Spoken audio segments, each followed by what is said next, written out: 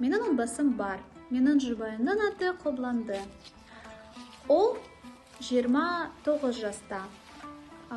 Жұбайым дүкенде ет сатушысы болып істейді. Балаларымыз жоқ. Біз Лисаков қаласында тұрамыз. Менің әкем және анам бар. Олардың есімдері Вадим және Ирина. Әкем 50 жаста, ол кәсіпкер. Анам 49 жаста, ол балабақшада тәрбиеші болып істейді. Әжем зейнеткер.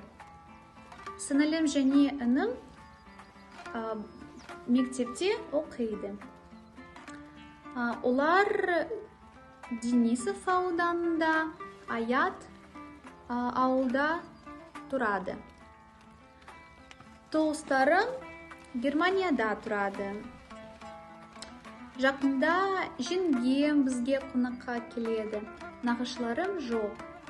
Менің атам және енем бар. Олардың есімдері Келжан және Аймкүл.